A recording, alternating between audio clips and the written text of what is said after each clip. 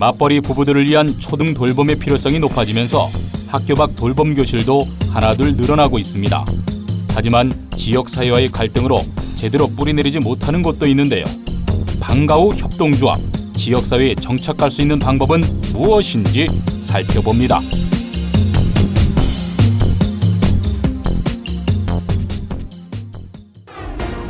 경기도 과천에 위치한 단독주택. 초등학교 수업을 마친 아이들이 머무는 방과 후 돌봄교실입니다.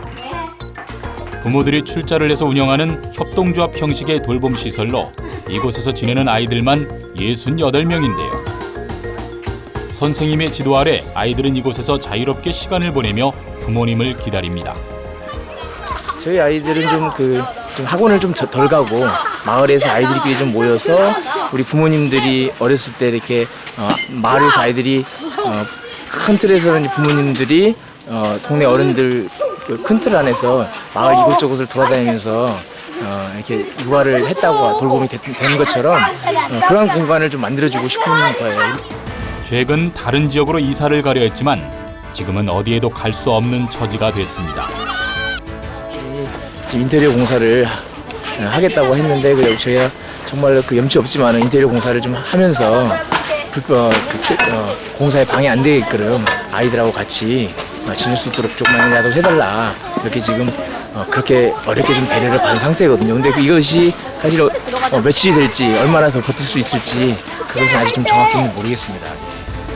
방과 후 협동조합이 이전하려 했던 곳. 하지만 주민들이 반대를 하고 있어 이사 날짜가 지난 지금도 입주를 하지 못하고 있습니다. 저희들이 이제 입지 선정이 잘못됐고 규모가 너무 크다는 거죠. 지금 교통 안전에도 문제가 있고 주민하고 아이들에게 같이 문제가 되고 또 5년 전에 일으켰던 무리 때문에 소음, 그때 경험한 소음이 20명 수준인데도 소음이 대단했대요. 주민 반대가 거세지자 과천시도 입장을 번복, 주택 내의 방과 후 협동조합 입주를 불법이라 규정했습니다. 단독주택이나 공동주택에 지역아동센터는 그냥 들어갈 수 있어요. 규모 관계없이. 현재 방과 후라는 용도가 건축법 시행령에 없어요. 그걸 어디 용도에 속하게 할 건지에 대한 일단 정리가 먼저 돼야 될 것 같아요. 이미 오래전부터 공동육아 형식의 돌봄교실이 생겨났지만 이에 대한 제도적 정리가 되지 않아 더욱 혼란을 키우고 있는 것입니다. 90년대부터 부모들이나 교사들 또는 시민단체들이 운영하는 다양한 종류의 학교 밖 방과 후가 이미 많이 있습니다. 그런데 이 방과 후는 제도적으로 인정받고 있지 못해요. 이것은 활성화되어야 될 부분이고 그동안 있어왔던 성과를 북돋워줘야 될 부분이기 때문에 이것을 활성화시킬 수 있는 제도가 꼭 필요합니다. 강동구의 한 주택가. 이곳에도 공동육아 형식의 초등 돌봄교실이 있습니다.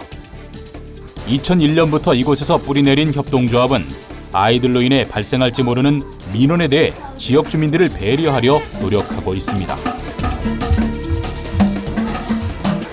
주택가에 있을 수밖에 없는데 갈등 요인은 언제든지 있어요. 그러니까 애들이 말씀드렸듯이 자유롭게 놀고 하다 보면 주변 주민들께 이제 소란스럽다 그런 말씀도 듣긴 하는데 아직까지는 저희도 조심하지만 주변 주민들이 이제 많이 이해를 해주시고.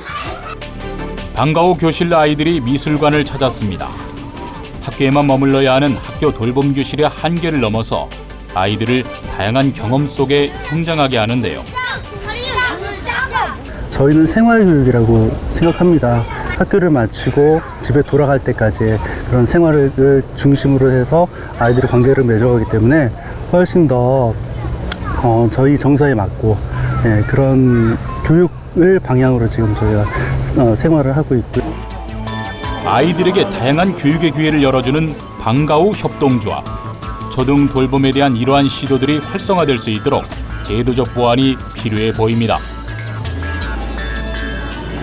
돌봄교실은 한 분의 선생님이 여러 아이들을 돌봐야 되는 현재의 환경상 아이들을 집중적으로 잘 케어해 준다거나 아이들 하나의 하나를 돌볼 수 있는 환경은 못 되거든요. 그에 비해서 이미 학교 바깥에서 열심히 하고 있었던 여러 가지 협동조합 방과후 등 여러 시민단체들에서 운영하고 있는 방과후들은 그런 것들을 시도하고 있었던 모델들입니다. 이런 것들을 북돋우기 위한 그 활성화해서 학교와 학교 밖 이 모든 곳들이 같이 연결되는 초등 돌봄을 위한, 초등 방과후 돌봄을 위한 제도적 정비가 필요하다고 생각합니다.